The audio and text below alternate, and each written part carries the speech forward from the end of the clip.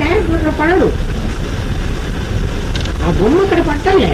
నీకు ఆ బొమ్మ పడడానికి ఆధారమైనటువంటి తెర ఉండే తీరాలి. ఈ బొమ్మ పట్టడానికి ఆధారమైన తెర ఉండే తీరాలి. ఈ బొమ్మ సత్యం కాదు. ఆ నడుపుతున్న ఆపరేటర్ ఉన్నాడే వాడు ఈశ్వరుడు. వాడు సొంతంగా ఏం నడపడానికి వీల్లేదు. సినిమా వాడు మాత్రం ఆ రికార్డింగ్ క్యాసెట్ ఆ ఫిలింలో ఏముంటుందో తీసేటప్పుడు ఆ ఫిలిమే ప్రవీణ్ చేస్తున్నాడు. మన ఫిలింలో కూడా మన కర్మ ప్రకారం ఏమేమి నడవాలని నిర్ణయం అయ్యిందో ఆ ఆపరేటర్ అదే నడిపిస్తున్నాడు. ఈ సినిమా బాగలేదు, కొత్త సినిమా కావాలి, మళ్ళీ తీసుకో సినిమా, మళ్ళీ జరుగుతుంది. ఓకే, ఈ సినిమా బాగలేదు అనుకుంటే అందుకని ఈ సినిమా ఉండని సినిమా ఎలా ఉంటే ఏమిటి తీసేసాం అయిపోయింది. ఎందుకంటే సినిమా తీసేనాడు మనకు తెలియదు ఈ సినిమా ఇలా ఉంటుంది. బాగుంటుందనే అనుకునే తీసాము. ఎవడైనా బాగుంటుంది అనుకునే జన్మకు వచ్చాడు. వచ్చిన తర్వాత కదా అర్థమైంది సిసిసి జన్మ బాగులేదు. ఎందుకంటే ఇక్కడ బాగుతో పాటు బాగలేందుకు కూడా చాలా ఉంది. క్యాన్సర్కి ఒక మందు ఇస్తారట. ఆ మందు క్యాన్సర్ కణాలను ఒక్కటే చంపదు, మన శరీరంలో ఉన్న మిగిలిన భాగాలను కూడా చంపేస్తుంది. అవి చావకుండా ఇంకా ఎక్కువ ఏదో తినండి అని మళ్ళీ 5 లీటర్ల పాలు తాగుతున్నట్టు ఆవిడకి ఎవరికి ఒక ఆవిడ చెప్తున్నాడు. ఎందుకంటే నీకు క్యాన్సర్ మేము మంది ఇచ్చాము, అవి క్యాన్సర్ ఒక్కటే చంపదు, నీ శరీరంలో అన్ని భాగాలు చంపుతుంది, అది చంపకుండా ఈ పని చేసుకోండి. మిగిలిన భాగాలన్నీ మనకు ఈ శరీరాన్ని అనుభవించడానికి తెచ్చుకున్నావు, ఇందులో అంతర సుఖమే ఉంటుంది అని పొరపాటు పడ్డావు. ఇందులో దుఃఖమే ఉంటుంది. సుఖం చాలా చెప్పారు కదా వాడు. ఆ పైనుంచి తేనె బొట్లు అప్పుడప్పుడు నోట్లో 2 బొట్లు తేనె బొట్లు వాడు అసలే తలకిందులుగా పడికి వస్తున్నాడు. చిన్నప్పటికీ బాగా అందులో మళ్ళీ ఓ పాము కూడా ఉంది అట్టేయడానికి. ఆ కథ గుర్తుంది. అసలే పాడుపడ్డ బావి అందులో ముళ్ళ పొదల్లో చిక్కున్నాడు. తలకిందులుగా వేలాడబడ్డాడు. ఆ విధంగా తేనె పట్టు ఎప్పుడో తేనె పట్టు పెట్టింది కదా, అందులోంచి అప్పుడప్పుడు ఎలుకలేమో అవి కొరికేస్తున్నాయి. ఆ తాళ్ళు ఎప్పుడైతే కింద పడుతుందో తెలియదు. ఆ తేనె పట్టు చుక్క అప్పుడో చుక్క 15 నిమిషాలకో 20 నిమిషాలకో ఆ డ్రాప్ పడితే నోట్లో ఏం తీయగా ఉంది. సంసారం ఏం బాగుంది, నా భార్య, నా పిల్లలు, నా ఇల్లు, నా ఉద్యోగం, నా ధనం, అట్లా పడుతున్నటువంటి చుక్క తేనె బొట్టు నీకు ఆనందం కలిగిస్తుంటే పిచ్చివాడ ఈ సంసారం మళ్ళీ మళ్ళీ మళ్ళీ మళ్ళీ కావాలనుకుంటున్నావు. ఇంకోసారి ఇటువంటి సంసారం కావాలా? ఎవడైనా తెలిసిన వాడైతే ఈ సంసారం కావాలనుకుంటాడు? అస్సలు అనుకోడు. ఎందుకంటే ఇదంతా కూడా కంటకాకీర్ణ మార్గం, ఇదంతా ముళ్ళతో కూడినటువంటిది. నువ్వు సెలెక్ట్ చేసుకోవక్కర్లేదు, దీన్ని నువ్వు చేసుకోక్కర్లేదు.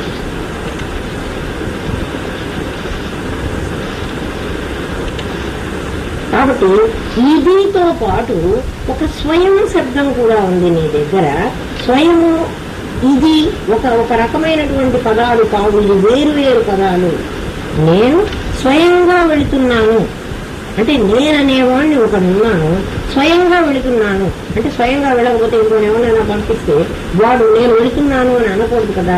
అంటే ఏంటి, నా ఇంతటి వాడిని నాకై నేనే వెళ్ళి ఆ పని చేసుకొస్తున్నాను. అంటే ఇంకోటితో పంపిస్తే అయ్యే పని కూడా నేనే వెళ్తున్నాను. 2 పదాలు నువ్వు అక్కడ వాడుతున్నాను. నేను స్వయంగా వెళుతున్నాను అంటే నేను వెళుతున్నాను అంటే సరిపోలే.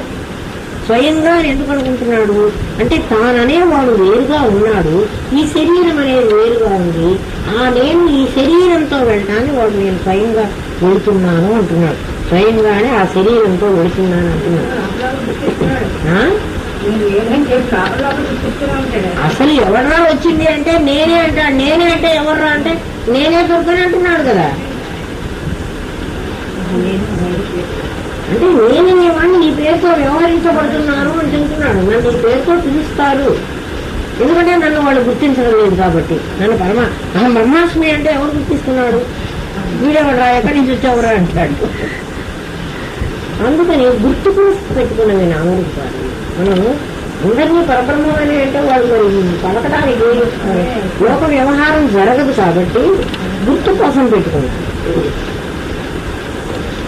ఇది వెండి, ఇది వస్త్రము అని ఇదో శబ్దము సమానముగా ఉపయోగించబడినట్టు వీడు నీవు అనే తావులందు ఇంకా ఇక్కడ చెప్తున్నాడు, ఎవడైనా నీ పేరేమిటి అని నేను అడిగాను. నేను అడిగింది నీ పేరు, కానీ వాడు వెంటనే ఏమంటున్నాడు, నా పేరు అంటున్నాడు. నేను నీ పేరు అడిగితే నువ్వు నీ పేరే చెప్పాలి, కానీ నువ్వు నా పేరు అని ఎందుకు చెప్తున్నావు? నేను నీ పేరని అడిగాను. అంటే నీకు తెలుసు నీవు నేను అనేవాడు ఒకడేనండి. నేను నీవు అని పిలుస్తుంటే, నీవు అంటే నేను శరీరాన్ని పిలిచి చెప్తున్నాను. ఈ శరీరాన్ని చూసి నీ పేరు ఏమిటి అన్నాను. ఈ శరీరం నువ్వు ధరించావు, నీవు అనే ఒకడివి ఈ శరీరాన్ని ధరించావు. అందుకని ఆ నీవు అనేవాడు నేను ధరించిన శరీరం పేరు ఇది అని వాడు చెప్తున్నాడు. అంటే నేను ఎవరినైతే నీవు ఉన్నానో వాడే నేను అని మాట్లాడుతున్నాడు. మరి నీవు నేను ఒకడు, వీడిని నీవు అన్నా, వీడు నేను అంటున్నాడు. అంటే నీవు నేను ఇద్దరం ఒకటి, వీడు తెలుసా తెలియదు. మరి వాడు వింటం లేదే, తెలిసినట్టుగా మాట్లాడటం లేదు, తెలిసినట్టుగానే జవాబు చెప్తున్నాడు. కానీ నీవు నేను ఒకళ్ళని మాట్లాడటం లేదు. వెంటనే నువ్వు చావడం అన్నాను అనుకో, నేను చావను, నువ్వే చావను. అప్పుడు ఏమైనాడు? అప్పుడు మళ్ళీ శరీరంతో తాదాత్మ్యం చెందాడు.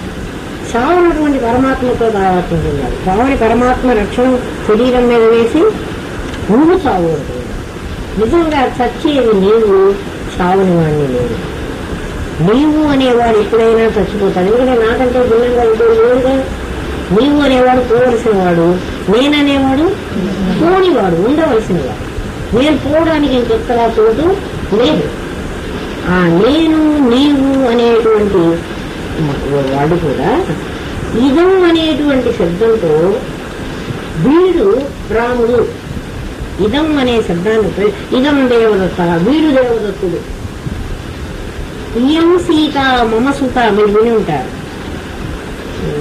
జనక మహారాజు సీతాదేవిని కన్యాదానం చేస్తూ ఇయం సీత అంటాడు. ఈ సీత ఏం సీత నా కూతురు అంటే సరిపోలే, ఎందుకు ఈ సీత అన్నాడు?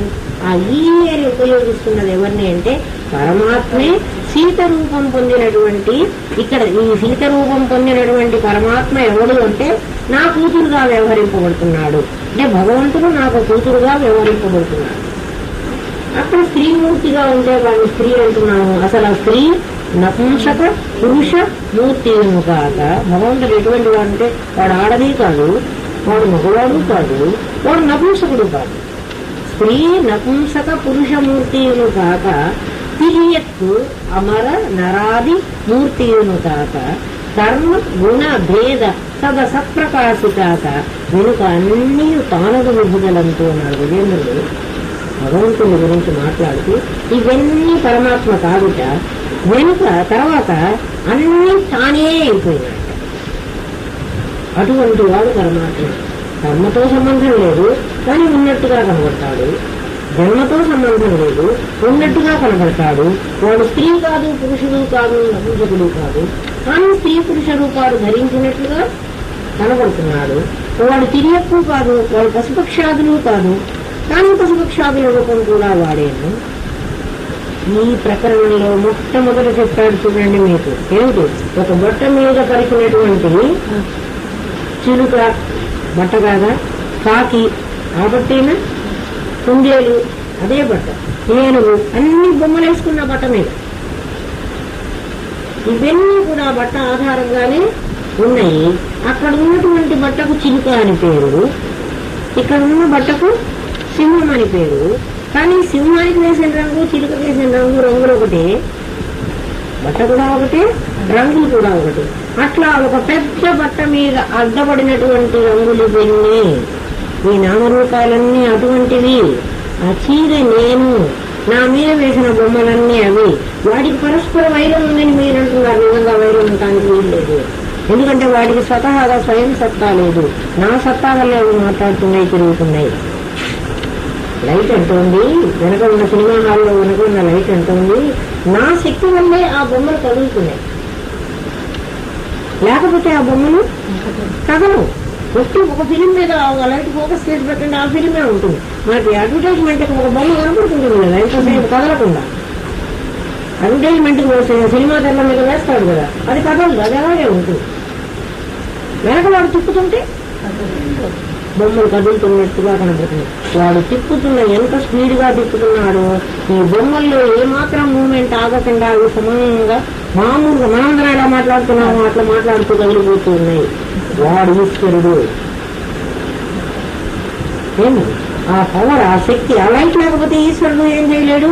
ఫిలిం ఉన్నా ఏం ప్రయోజనం లేదు. మరి చూసేది సినిమా అయినా సినిమాలో ఎంత వ్యవహారం చూడండి. అట్లా మీరు దృష్టి జ్ఞానమయం చేసుకుంటే పశ్చేత్ బ్రహ్మమయం జగత్తు. ఈ జగత్తు అంతా నేను ఇలాగ ఆలోచించుకుంటున్న రోజుల్లో సినిమాకి వెళ్ళాను. మీరు సినిమా ఎందుకు అనుకుంటారని సినిమాకి వెళ్తే కూడా మీకు చాలా తెలుస్తాయి. ఇట్లాంటివి చాలా అసలు ఎక్కడికి వెళ్ళినా నీ దృష్టి జ్ఞానమయం అయితే తెలుస్తుంది. మనం రెండో ఒక సినిమాకి వెళ్తే మొదటి సినిమా వల్ల ఇంకా వాళ్ళందరూ కూర్చున్నారు. అప్పటిదాకా పోట్లాడుకుని ఇది చూసినాది ఆ చూసినాది అని ఏదో కొట్టుకుని మొత్తానికి కూర్చున్నారు. ఆ సినిమా కాస్త అయిపోయింది, ఎండ్ వేసేశాడు. మొత్తం మంది లేచారు. 6 నిమిషాల్లో ఖాళీ అయిపోయింది. మళ్ళీ వాళ్ళు ఆ సీట్ అప్పటి వరకు పోట్లాడుకున్న వాడు ఎవరు కూడా ఆ సీట్లో కూర్చోలేదు. మళ్ళీ ఒక 5 నిమిషాల్లో వీళ్ళందరూ బయటకు వెళ్ళిపోయినారు. మొత్తం హాలంతా కొత్త మనుషులతో నిండిపోయింది. ఈ హాలంతా ఈ ప్రపంచం అయితే ఈ ప్రపంచానికి మొత్తం మంది ఈ సీట్లు మావని, అన్ని దేహాలు మావని కూర్చున్నారు. మళ్ళీ అన్ని దేహాలు వదిలిపెట్టారు. ఎవరిదానో వాళ్ళు వెళ్ళారు. ఎవరు కూర్చున్న కుర్చీ వాడు వెంట కలిగించుకొని తీసుకోవాలి, వదిలేసి వెళ్ళిపోయినారు. మళ్ళీ ఇంకోటి వచ్చాడు. ఆ కుర్చీ నాగని వాడు కూర్చున్నాడు. ఆ దేహం నాగని పెట్టుకున్నాడు కదా ప్రతివాడు. మళ్ళీ వాడు కూడా వెళ్ళిపోతున్నాడు. ఆ 3 గంటల సినిమా 3 గంటలు, ఇక్కడ 100 ఏళ్ళు అయిపోయిన తర్వాత ఇక్కడ ఎవరు ఉండడు. ప్రళయం వచ్చింది, సినిమా ఖాళీ అయిపోయింది. మళ్ళీ సినిమా హాల్ నిండింది.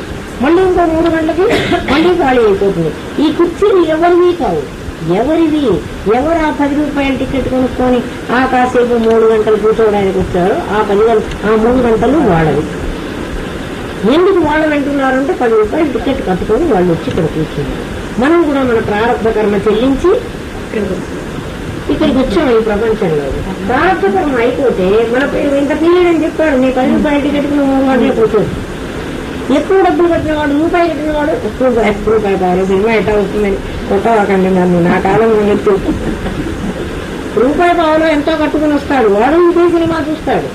వాడికి మరి కంఫర్ట్స్ లేకుండా శరీరం మరి పాపం రిక్షా దొక్కుకోవడము, లేకపోతే గుడిసెలో ఉండడము, మరి వాడి కష్టాలు చూడండి. వాడు తక్కువ కర్మ చెల్లించుకొని వచ్చాడు, తక్కువ కంఫర్ట్స్ అనుభవిస్తున్నాడు. ఎక్కువ కర్మ చెల్లించుకొని వచ్చినవాడు ఎక్కువ కంఫర్ట్స్ అనుభవిస్తున్నాడు. మొత్తం అందరూ చూసేది ఈ సినిమాని.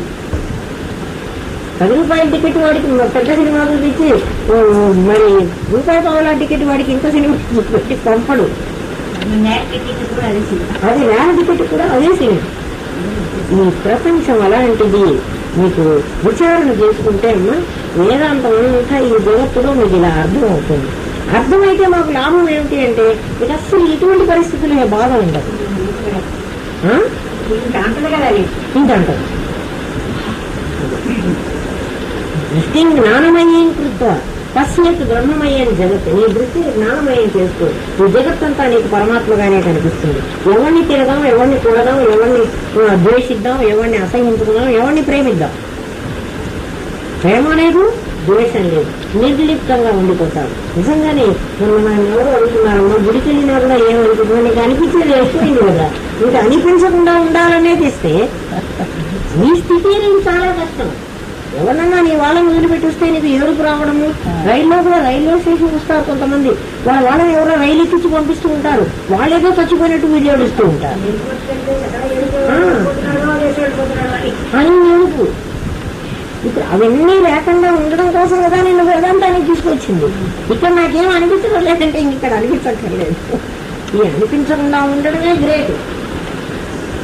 దేవుడు కనపడంగానే ఓ దేవుడా నా కష్టాలన్నీ తీర్చాలని దండం పెట్టే స్థితి నువ్వు. అదే మనకు అర్థం ఏంటంటే జరిగింది. సాక్షిభావం డెవలప్ చేసుకో. ఏది అనిపించకూడదు. అనిపించకుండా ఉన్నటువంటి వాడే పరమాత్మ. పరమాత్మకి నీళ్ళగా ఫీలింగ్స్ లేవు. ఉంటే వాడు పరమాత్మ కాదు. ఉంటే ఎందుకు ఇప్పుడే పెళ్లి అయినటువంటి పెళ్లి కూతుర్ని పెళ్లి కొడుకున్న ఎవరన్నా ఒకని మరి వాడు తీసుకోవాలి. వాడికి ఫీలింగ్స్ ఉంటే తీసుకుపోతాడు. మనోహర్మరాజు ఏం ఉండవు.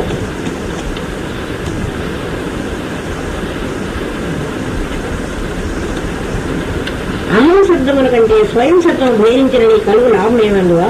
స్వయం ఇదంతా కూడా ఆర్గ్యుమెంట్ చెప్పాడమ్మా. సామాన్య రూపం చేత కూటస్థులంటే నాకు లాభం అనేది తెలియటం వల్ల నీకు లాభం ఏమొస్తుందంటే, నేను ఈ సామాన్యమైనటువంటి ఇది అనిపించుకునేటువంటి ఇది పొందినటువంటి శరీరాన్ని నేను కాదు, కూటస్థుణ్ణి నేను అన్న భావం నీకు పెరుగుతుంది. నువ్వు కూటస్థుడైతే నీకు నాకు కూటం అంటే శరీరం.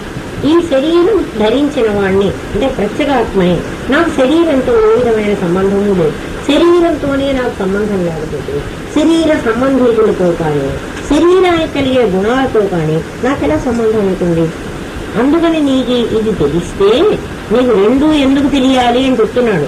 నేను కూటస్థుని, ఇది కూటము అనేటువంటి భావం నీకు తెలిస్తే ఇది మాయాకార్యమైన దేహము, నేను ఇందులో ఉండేటువంటి వాణ్ణి.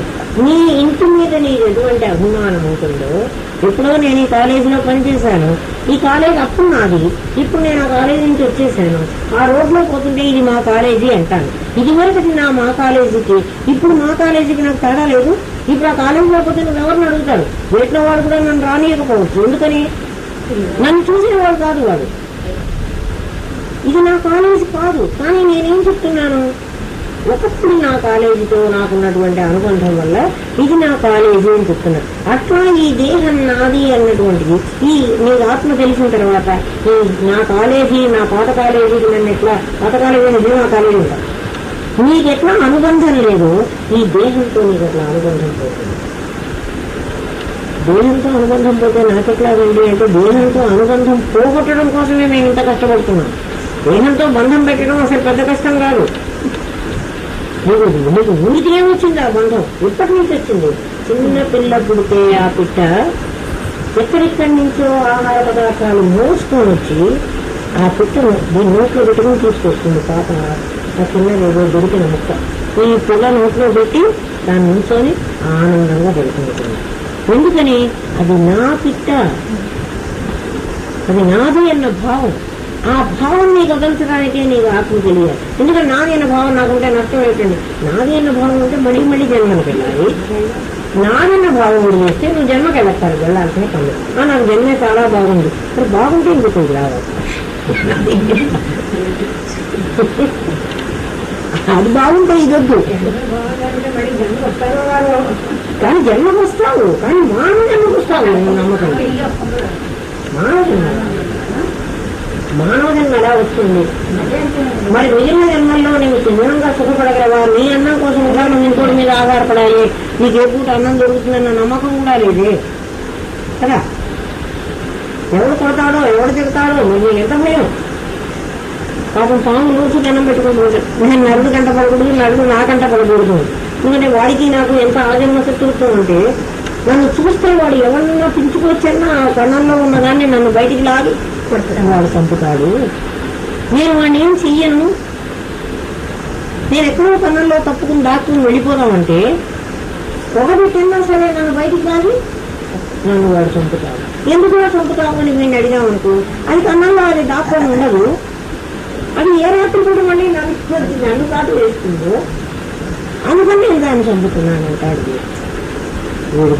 వీడికి అది శత్రువు, దానికి వీడి శత్రువు. ఎందుకంటే వీళ్ళిద్దరికీ ఆత్మ తెలియలేదు, వీళ్ళ కూటస్థ భావం పెరగలేదు. అందుకని కూటస్థ భావం వల్ల నువ్వు రెండు నేను ఎందుకు తెలుసుకోవాలంటే, నేను కూటస్థుని అని నీకు తెలిస్తే స్వయం శబ్దభావ రూపం ఒక ధర్మము అన్య ధర్మములు వాడించినట్టుగా ప్రత్యేగాత్మకు ఆత్మభావములు చెప్పబోయిన మాకు అది ఇష్టమే. గోడు, అశ్వము, ఉదకము ఇవన్నీ కూడా దాని గురించి ఈ విషయం మనకు అర్థం కావడం కోసం ఒక 10 శ్లోకాలు చెప్పాడు. అందుకనే దానికి కంప్లీట్ చేస్తున్నాడు.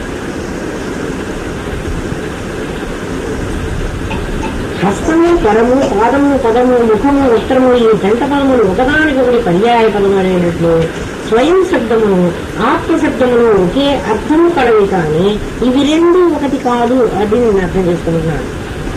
స్వయం శబ్దము పదము, పాదము, పదము అంటాం కదా. కాల్ని పాదం అంటాం, పదం. అలాగే హస్తము, కరము అంటాం. ముఖము వస్త్రము అంటాం. ఇవన్నీ పర్యాయ పదాలు, అంటే ఒకే అర్థం ఇచ్చే పదాలు. అట్లా ఇదం స్వయం అనేవి ఒకే అర్థం ఇచ్చే పదాలు అయినప్పటికీ ఇదం శరీరాన్ని గురించి చెబుతోంది, ఇదం ఆత్మని గురించి చెప్తోంది, ఇది శరీరాన్ని గురించి చెప్తోంది. అందుకని ఈ స్వయం ఆత్మశబ్దార్థములు అన్య శబ్దాన్ని నివారించి ఒకటికి కూటస్థుడు అనే అర్థము, ఒకటికి దేహము అనే అర్థం. కాబట్టి ఇవి పర్యాయ పదాలు కావు. దాని గురించి 39 నుంచి 44 వరకు చెప్పాడు. అందుకని మీకు అది ఇంకా ఎక్కువ చెప్పటం లేదు.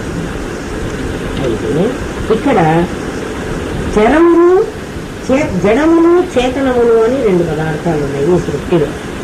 కొన్ని చైతన్యం కలిగినవి, కొన్ని జడమైనటువంటివి. జడమైన పదార్థం కారు జడమైన పదార్థం. దీన్ని కూడా అన్ని మనలాగే పనిముట్లతో శరీర ఇంద్రియాలన్నీ, దానికి ఇంద్రియాలు, దానికి మరి వస్తువులన్నీ కాళ్ళు ఉన్నాయి, కాళ్ళు అంటే టైర్స్ ఉన్నాయి, చక్రాలు ఉన్నాయి, దాని లోపల ట్యూబులు ఉన్నాయి, దానికి కూడా మరి బాడీ ఉంది, దానికి కూడా మరి ఎటువైపు తిరగాలంటే చేతులు ఉన్నాయి, మరి అటువైపు తిరగాలి కదా, కళ్ళు ఉన్నాయి. ఇవన్నీ దానికి ఇంద్రియాలు ఉన్నాయి. అది మన కర్మతో నడుస్తున్నట్టే అది కూడా పెట్రోల్తో నడుస్తోంది, పెట్రోల్ పొయ్యండి నడవదు. అయితే దానికి మనకు తేడా ఏమిటంటే మనం సొంతగా నడవగలం, సొంతగా ఆలోచించగలం, ఎక్కడికైతే అక్కడికి వెళ్ళగలం. అది కూడా వెళ్ళగలదు, అయితే ఇంకోటి దాన్ని నడపాలి. అందుకని నడపాలి. ఎవడైతే చేతనైనా వాడి ఆధారం మీద నడిచేటువంటి దాన్ని జడమని, తన ఆధారం మీద తను నడిచేవాడిని చైతన్యమని అంటారన్నారు. వెంటనే ఈ పూర్వపక్షిగాడు పట్టుకున్నాడు. నేను కూడా నా ఆధారంతో నేను నడవటం లేదు కదా, నన్ను ఇంకోడు నడిపిస్తే నేను నడుస్తున్నాను కదా, వాడు దాన్ని కూడా ఎవరో నడిపిస్తున్నాడు కదా, అప్పుడు నేను కూడా జడమే అవ్వాలి కదా. వాడి ప్రశ్న చూడండి. దానికి ఇంద్రియాలు ఉన్నాయి, నాకు ఇంద్రియాలు ఉన్నాయి, దానికి కర్మ ఉంది. అంటే జడ చేతనాలకు చెప్తున్నాడు. నాకు కర్మ ఉంది, కర్మ వల్లే నేను నడుస్తున్నాను. ఎందుకంటే పెట్రోల్ ఎంత పోస్తే 10 లీటర్ల పెట్రోల్ పోస్తే లీటర్కి 8 కిలోమీటర్లు నడుస్తోంది అంటే అంతే నడుస్తోంది. అది నువ్వు 10 లీటర్లు పోసావులే, మీరు పాపం నా ట్యాంక్ అంతా ఫుల్ చేశాడు, వాడు ఇష్టం వచ్చినంత నేను నడుపుతున్నాను అని అనుకుంటోందా? అనుకోవటం లేదు. అలాగే నా ప్రారంభం ఎంతవరకు, అదే ప్రారంభం అయిపోయిందనుకో అక్కడ ఆగిపోతుంది. అయితే దానికి మనకు తేడా ఏమంటే ప్రారంభాన్ని మళ్ళీ ఫిల్ చేయొచ్చు దాంట్లో, ఇక్కడ ప్రారంభాన్ని ఫిల్ చేసేది. ఒక్కసారి ట్యాంక్ ఫిల్ చేసుకొని వస్తే ఖాళీ అయిపోతే నేను నడవలేదు అంటే ఈ బండి రిపేర్ అయ్యేది కాదు, ఇది పారేసేది, ఇంకా పనికి రాదు. అది వెళుతుంది. పూర్వపక్షి అడుగుతున్నాడు, సరే జడములకి చేతనములు అని 2 వెళ్తున్నావు కదా, చేతనములు కూడా నా ఇష్టం ప్రకారం నాకు నడవడం లేదు. నాకు ఇప్పుడు ప్రైమ్ మినిస్టర్ ఆఫ్ ఇండియా కావాలండి, నేను ప్రైమ్ మినిస్టర్ ఆఫ్ ఇండియా అవడం లేదు కదా. మరి దానిలాగే నాకు కూడాను నేను ఒకళ్ళ ఆధారం మీద బతకవలసినటువంటిది అవుతోంది కదా. అది కాదురా, అది దాని ఇష్టం ప్రకారం పోలేదు, నువ్వు నీ ఇష్టం ప్రకారం పోలేని అంటున్నావు. నువ్వు అనుకుంటే నీ ఇష్టం ప్రకారం నువ్వు పోగలవు, అది దాని ఇష్టం ప్రకారం పోలేదు. ఎందుకంటే నువ్వు ప్రారంభాన్ని కూడా అధిగమించగలిగినటువంటి శక్తి నీకొక్కడికే ఉంది. కొంతమంది అడుగుతారు, మనం అన్ని జరిగినట్టుగానే ఆత్మ విషయం కూడా మన దాంట్లో విధిలో రాసి ఉండాలి కదండి, నాకు ఆత్మ తెలియాలి అని రాసుంటే అదే తెలుస్తుంది కదా, నాకు తెలియాలని రాయలేదేమో అందుకని నాకు మీ వేదాంతం వినాలని అనిపించడం లేదు. నువ్వు ప్రయత్నం చేసి నీకు తెలియాలని లేకపోతే అప్పుడు మానేట్టుగా దానికి చెప్తున్నాడు. నీకు దానికి తేడా ఉంటే దానికి దాన్ని గురించి తెలియదు, కారుని గురించి తెలియదు. నేను కారుని, నేను నడవాలి, ఎవడైనా పెట్రోల్ పోసి నా దగ్గర తొక్కి నడిపిస్తే నేను నడవాలి, వాడు నాకు యజమాని, వాడి మాట వినాలి, దానికి తెలియదు. అంతఃకరణ లేదు. దానికి యజమాని ఎక్కిన అది ఒకలాగే నడుపుతుంది. యజమాని కాకుండా దొంగవాడు ఎవరైనా దోచుకుపోయి ఆ కారు మీ దగ్గరికి దొంగిలించి వాడు ఇచ్చాడనుకో, నువ్వు నా యజమాని కాదు, నువ్వు నన్ను కొనుక్కోలేదు, నేను నడవను అని అలా మొరాయించి కూర్చుంటున్నాడు. కూర్చోదు. మనిషి అయిన వాడు వీడికి సంబంధించిన వాడు రాకపోతే వీడు వెళ్ళడు, నేను రానంటాడు, ఎదురు తిరుగుతాడు, ఏడుస్తాడు. జంతువులైనా అవి కూడా ఎదురు తిరుగుతాయి. అంటే ప్రాణులు, అందుకే చేతనములే కదా, గొడవలు కాదు కదా, చేత ప్రతిఘటిస్తాయి. కుండకి తన్ని తాను తెలుసుకోలేదు, అందుకని అది జడము. తన్ని తాను తెలుసుకునేవాడు చేతనము, ఎవడు తెలుసుకుంటాడు వాణ్ణి చిదాభాసుడు అని తెలుసుకున్నాడు. ఈ మధ్యలో పరమాత్మకి దేహానికి అనుసంధానం చేసేటువంటి వాడు ఈ శరీరం పోతుంది, లోపల పరమాత్మ ఉన్నాడు అని చెప్పగలిగిన వాడు చిదాభాసుడు. వాడే అంతఃకరణ అంటే. అంతఃకరణ కారుకు లేదు, అంతఃకరణం మనిషికి ఉంది. దానికి దీనికి తేడా ఏమిటి అంటే, మీకు అంతఃకరణ ఉంది, మీరు కారు నడుస్తూ ఉంటుంది, పక్క ఇంకో కారు పాడైపోయింది, అయ్యో ఆ కారు పాడైపోయింది, అది మా జాతిదేను, దాన్ని నేను కొంచెం సహాయం చేసి దాన్ని కూడా నేను తీసుకుపోదాము అని కారు అనుకో. ఆ కారులో ఉన్న డ్రైవర్ అనుకుంటాడు. ఎందుకని? వాడికి అంతఃకరణ ఉంది. ఇది అడవి, ఈ అడవిలో ఈ కారు ఉంటే పాపం అందులో మనుషులకు ప్రమాదం వస్తుంది, నా కారు కట్టైనా సరే ఆ కారును తోచేసి లాక్కుపోదాం. అంతఃకరణ అనేటువంటిది చేతనములకు ఉన్నది, జడానికి లేదు. అందుకని జడములు చేతనములు సృష్టిలో ఒక పదార్థమే అయినప్పటికీ, ఒక పదార్థమే దేనిగా? పాంచభౌతికంగా. పాంచభౌతికంగా ఇది ఒక వస్తువుతో తయారైంది, మన శరీరం మట్టితో తయారైంది, అది ఇనుముతో తయారైంది. దీన్ని కాల్చాల్సిందే, దాన్ని కాల్చాల్సిందే. అంటే పంచభూతాలు దీంట్లో ఉన్నాయి, దాంట్లో ఉన్నాయి. శబ్దస్పర్శ రూపరసగంధాలు దాంట్లో ఉన్నాయి. అయితే కారు రుచిగా ఉండకపోవచ్చు, ఏదో నాటకతో టచ్ చేయి, నీకు ఏదో రుచి తెలుస్తుంది. రేపు రుచి అన్నా. అందుకని ఘటాదులకు వాళ్ళకి తెలియదు, ఘటపటాదులకు చైతన్యం ఉండినట్టు మనుష్య పశుపక్షాదులకు మాత్రమే చేతనం అంట నిష్ప్రయోజనము కదా. వాడు అడుగుతున్నాడు, ఎందుకు వీళ్ళనే చేతనలు ఉన్నారు, వాటిని జడములు అని ఎందుకన్నారు, వాటికి వీటికి తేడా ఏమిటి, అవి ఇది ఈ పదార్థమే కదా, అలాంటి మనిషి లాంటి పదార్థమే, అవి నడుస్తున్నాయి, మనము నడుస్తున్నాం, వాటికి కర్మ అయిపోయింది అంటున్నారు, వాటికి లైఫ్ టైం అయిపోయింది అంటున్నారు, అవి చచ్చిపోతున్నాయి. ఎందుకంటే పనికి రాకుండా పోతే వాటిని కూడా మళ్ళీ వర్క్షాప్ లో పారేస్తున్నారు, వీళ్ళని కూడా హాస్పిటల్లో పారేస్తున్నారు. బాగైతే వర్క్షాప్ నుంచి మళ్ళీ తిరిగి వచ్చి వాడుకుంటున్నారు, బాగైతే హాస్పిటల్ నుంచి మళ్ళీ ఇంట్లోకి పనికొస్తున్నారు. వర్క్షాప్ లో పనికి రాకపోతే ఆ కారు అట్లాగే దాని స్క్రాబ్ చెత్త కమ్మేస్తున్నారు, దాన్ని అమ్మడానికి డబ్బులన్నా ఇస్తున్నారు, వీడికి ఆ డబ్బులు కూడా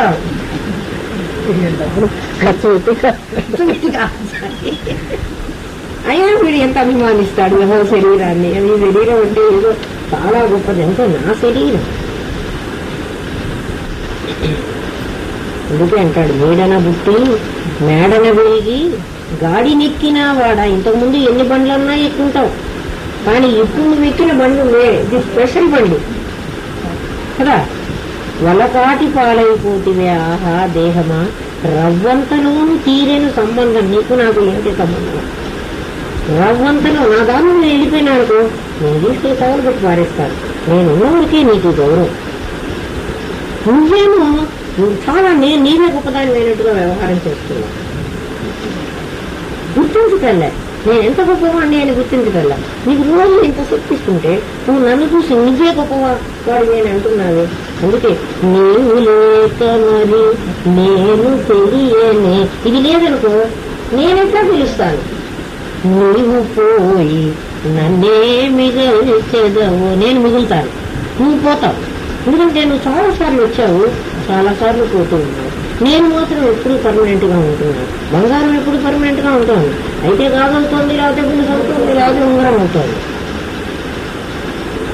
గొలుసుగా గాజుగా ఉంగరంగా కూడా బంగారమే ఉంటుంది. అట్లా నేను కుక్కగా, పిల్లిగా, పక్షిగా, పందిగా, కోతిగా, మనిషిగా నేనుంటున్నాను. అన్ని శరీరాలు నువ్వు చాలాసార్లు ధరిస్తున్నావు పంచభూతాలకు, మళ్ళీ నువ్వు పోతూనే ఉన్నావు.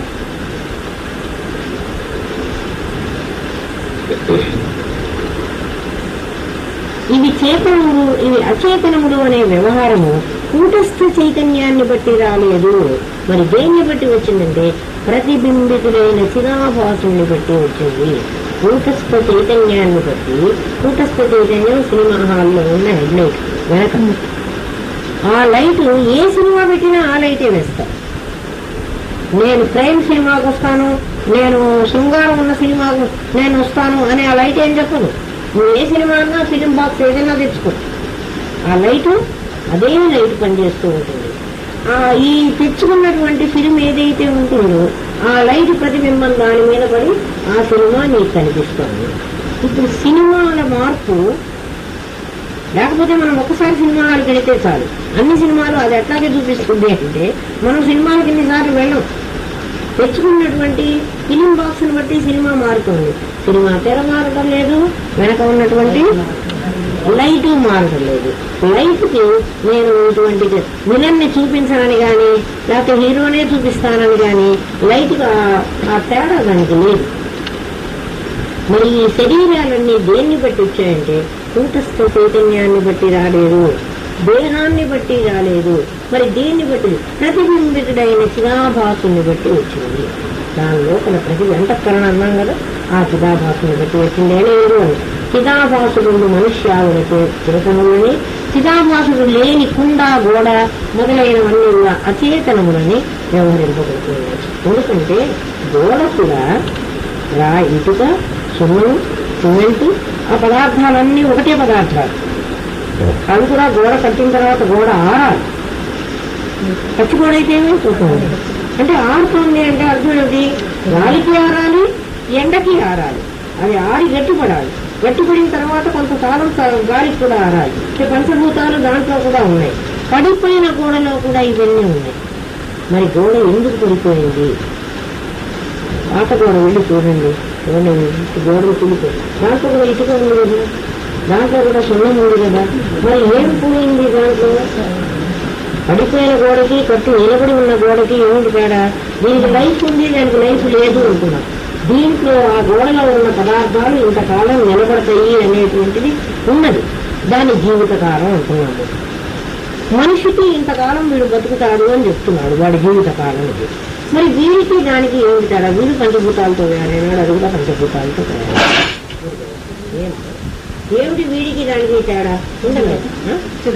వాడికి చిదాభాసుడు లేడు, వీడికి చిదాభాసుడు ఉన్నాడు. చిదాభాసుడు అంటే ఎవరు? అంతఃకరణ. ఇంకో శరీరం వీడు ఉంది, అంతఃకరణ ఉంది. ఈ అంతఃకరణ చిదాభాసుడు అనేక రకాలైన దేహాలు తెచ్చుకుంటూ ఉన్నాడు. లోపల ఒక కింద ప్రీవియస్ నా జన్మ కోతి అనుకున్నాం కాసేపు. ఇప్పుడు పై జన్మ మానవ జన్మ వచ్చింది, నాకు దేహం వచ్చింది, మనిషి దేహంగా మీకు కనబడుతున్నా.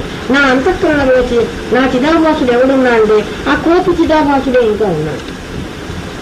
అంతఃకరణ అదే కదా, ఇంకా నాకు ఆ ప్రీవియస్ జ్ఞాపకాలు పోలే.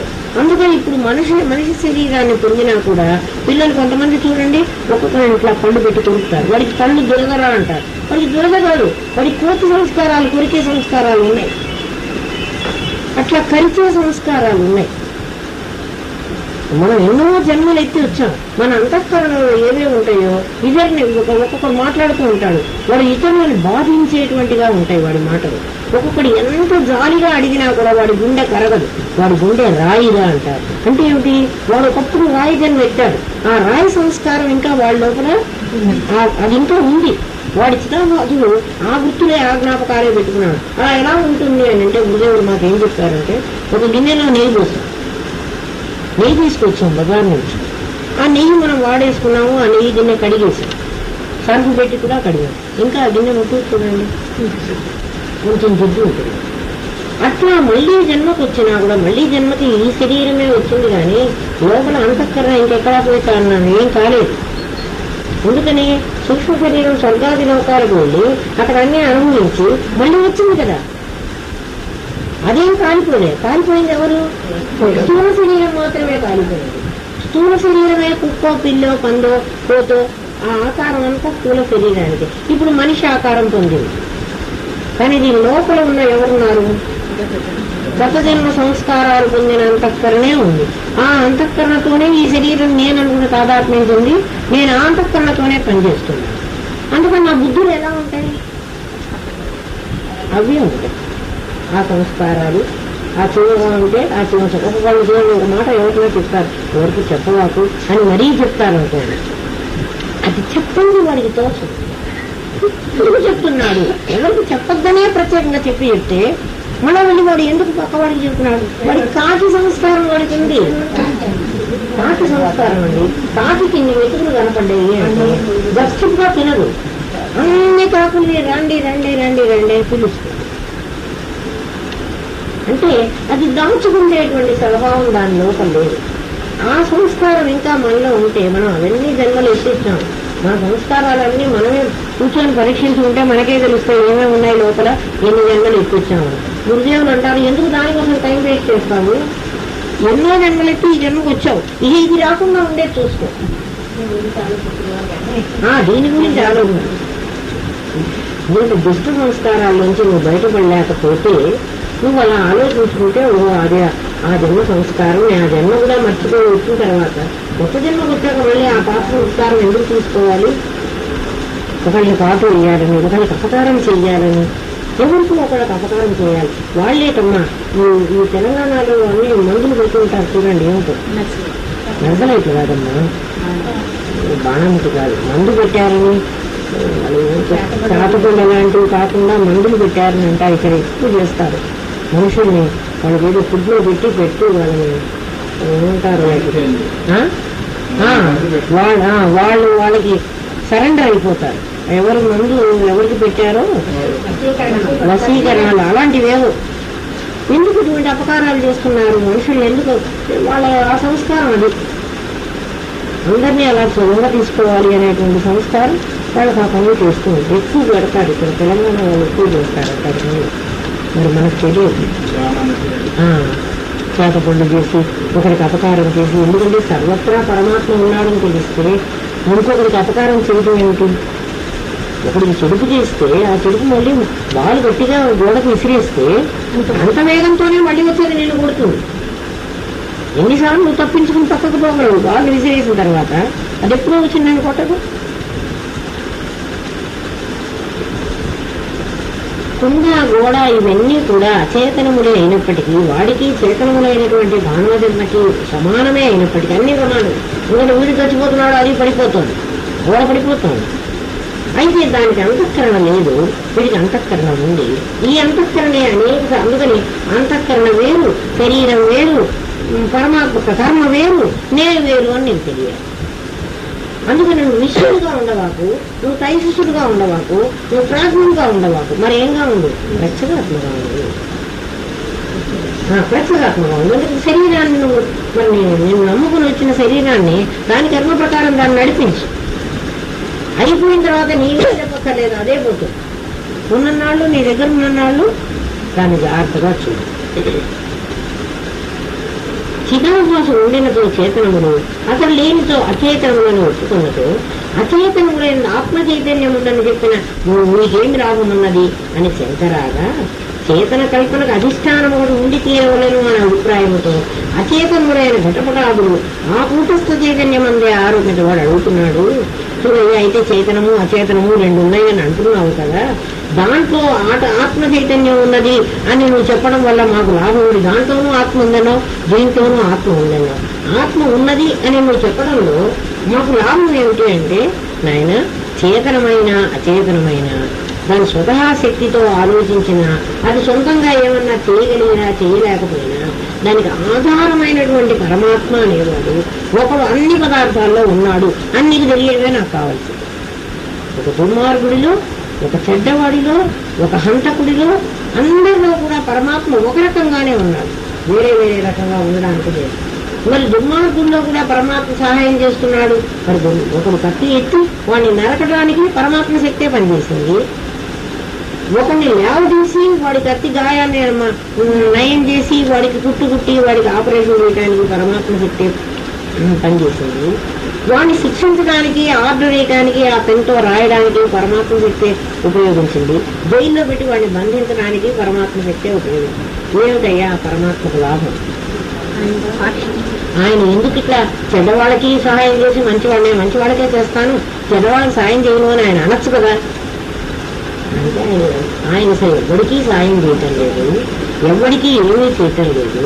ఈ చిదాభాసుడు అనేవాడు కర్మతో ముడిపడి వాడి కర్మ వల్ల ఆయా కర్మలు వాడన్నీ చేస్తూ తిరిగి వాడే ఆ కర్మని సంపాదించుకుని ప్రతివాడు తన కోరిక ప్రకారం తన కర్మని తాను తెచ్చుకుని తాను అనుభవిస్తూ తనే దీన్ని వల్ల బాధపడి సంతోషపడి రెండు వాడే అనుభవిస్తున్నాడు.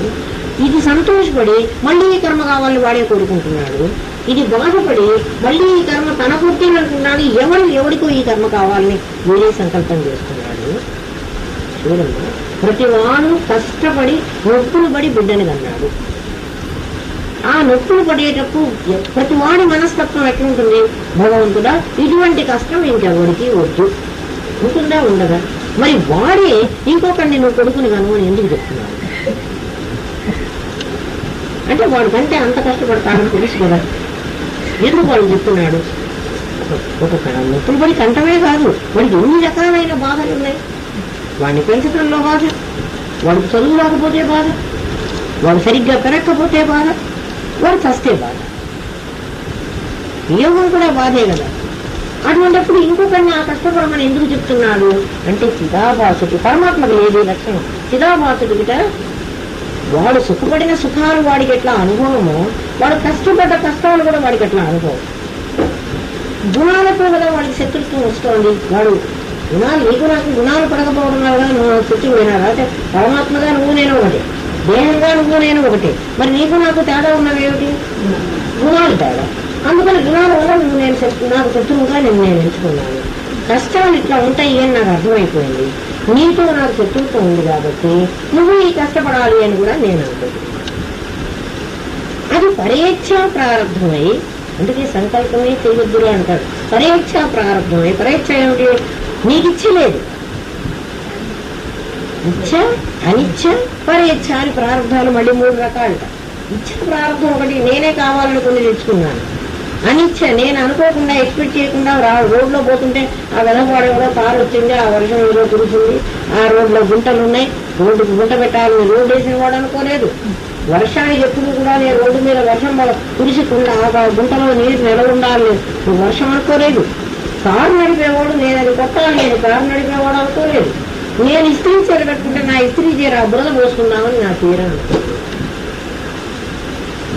అనిచ్చ, ఆ కారు వాడు నడుపుకుంటూ పోయినాడు, ఆ పక్కకి ఏదో బండి వచ్చింది, ఆ బండి వాడిని తప్పించడానికి వాడు కారును యువతలికి రప్పించాడు. ఆ గుంటలో అది ఊరి పడింది, ఆ నీళ్లు చిట్టునయ్యి ఆ ఇస్త్రీ జరగట్టుకుపోతున్న నా మీద అనిపించింది.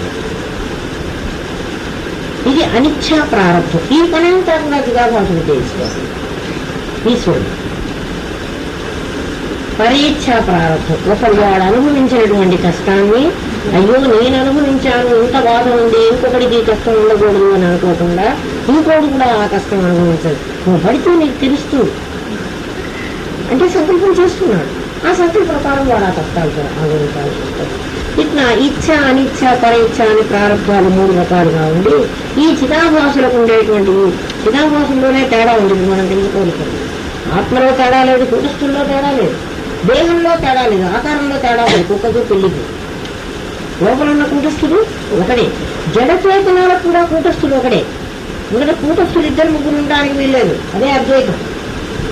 మరి ఎవరిలో తేడా వచ్చింది? అంతఃకరణలో తేడా వచ్చింది. అంతఃకరణ తయారైంది ఒకటే అయినప్పటికీ అంతఃకరణలో పడినటువంటి ప్రతిబింబం ఏదైతే ఉందో మలిన అంతఃకరణలో పడి జీవ సంజ్ఞను పొంది, శుద్ధ అంతఃకరణలో పడి ఈశ్వర సంజ్ఞను పొంది ఇద్దరూ నా లోపల కూర్చొని ఉన్నారు.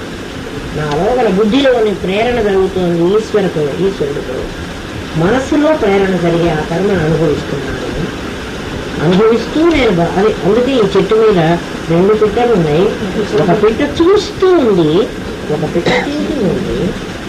తింటున్న పిట్ట చూడదు, ఎందుకంటే దానికి తినడమే సరిపోతుంది. జీవ పిట్టకు అనుభవించడమే సరిపోతుంది, సుఖాన్ని దుఃఖాన్ని కూడా. దాని కంఫర్టబుల్ గా ఉంటే సుఖం అనుకుంటా ఉంది. అదే ఒక్కొక్క ఉపనిషత్తు కొంచెమే అర్థం అయ్యారు. ఉపనిషత్తు కారణాలు మనం అనకూడదు కానీ అమ్మా మీకు అక్కడ అదే వాళ్ళకి కొంత అర్థమైంది. జీవేశ్వరుల గురించే చెప్తాడు. మీ కూటస్థుల దగ్గరికి వెళ్ళారు. ఆ ఉపనిషత్తు చెప్పినాడు. ఇక్కడ వినుంటారు కాబట్టి ఇవన్నీ ఇవే చదువుతున్నారు అని తెలుస్తుంది. మొత్తం వినకపోతే తెలియదు. ఇక్కడ వినని వాళ్ళని మీరు అడుగుతుంది, వాళ్ళకి ఎట్లా అర్థమైందో చూడండి.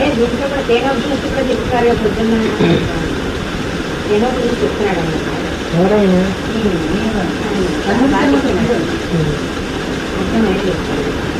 ఈనాడు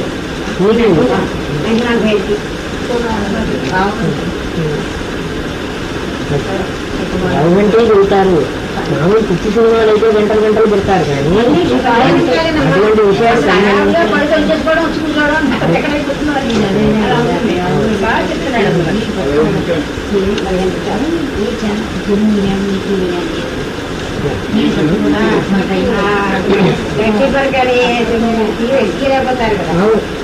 కేనోపనిషత్తు అదే ఏ శక్తి చేత నువ్వు నడుస్తున్నావు. ఆ కేనోపనిషత్తులో ఏం చెప్పాడు? కేవలం శక్తిని ఒక్కదాన్నే చెప్పాడు. గడ్డి తీసుకురమ్మంటాడు ఆ యక్షుణ్ణి, వెళ్ళికి ఆ యక్షుడిలాగా వచ్చేస్తాడు పరమాత్మ. వాయువు అగ్ని పంచభూతాలు పెడతాయి, నువ్వేం చేస్తావని అడుగుతాడు. అంటే నేను ఏనైనా దహనం చేస్తాను అంటాడు. అయితే ఈ గడ్డి పరకం దహనం చేసాలంటాడు.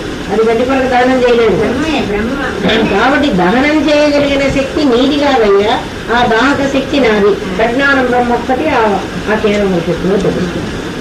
మిగిలినవేంటి అంటే పంచభూతాలకి ఒక్కొక్క ఉపనిషత్తుకి ఉపనిషత్తు చెప్పినటువంటి ఆ మహర్షికి అంతమే తెలిసింది, అంతమే ఆయన చెప్పాడు. చిదాభాసుడు ఎందుకు ఉంటున్నాడు అంటే, చిదాభాసుల్లో గనక మార్పులు లేకపోతే కూటస్థులుగా అందరూ ఒకటే కదా, దేహాలుగా పంచభూతాలు అందరూ ఒకటే కదా. ఇన్ని రకాలైనటువంటి మార్పులు, ఇన్ని రకాలైనటువంటి కాంబినేషన్స్, మనస్తత్వాలు ఇవన్నీ ఉన్న అందరూ ఒకలాగే ఉంటారు. చిదాభాసుడు వల్లనే రకరకాలైన మనస్తత్వాలు, రకరకాలైనటువంటి వ్యవహారాలు, ఒకళ్ళంటే ఒకళ్ళకు పడకపోవటాలు ఇవన్నీ చిదాభాసుడు వల్లే వస్తుంది. ఈ చిదాభాసుడు అసలు చిదాభాసుడు లేనివాడవుతాడు. ఇప్పుడు కూటస్థులు ఒకడే, ఇద్దరు ముగ్గురు కూటస్థులు లేరు కదా. అంటే పరమాత్మ ఒకడే, పరమాత్మకే కూటస్థుడు అని పేరు. అంటే ప్రత్యేగాత్మకు కూటస్థుడు అన్నారు. పరమాత్మకి శరీరమే లేదు కదా, కూటం ఉన్నది వాడు ప్రత్యేగాత్మే కదా. ప్రత్యేగాత్మ అంటే ఈ 4 గోడలు పడితే ఈ మధ్యలో ఉన్న ఖాళీ స్థలం, అది మర్చిపోతుంది ప్రత్యేగాత్మ. ఏమో దీనికి దాని మరి పరమాత్మ వేరు, ప్రత్యేగాత్మ వేరు కాదు. పరమాత్మకి ప్రత్యేగాత్మకు ఏమిటి తేడా వచ్చిందంటే ఇంతకుముందే చెప్పాడు. అవిద్య, ఆవరణ, విక్షేపం వీడుతున్నాయి. అవిద్య, ఆవరణ, విక్షేపాలు వాడుతున్నాయి. ఎందుకంటే ఆ గోడలే కట్టకపోతే అక్కడ చీకటి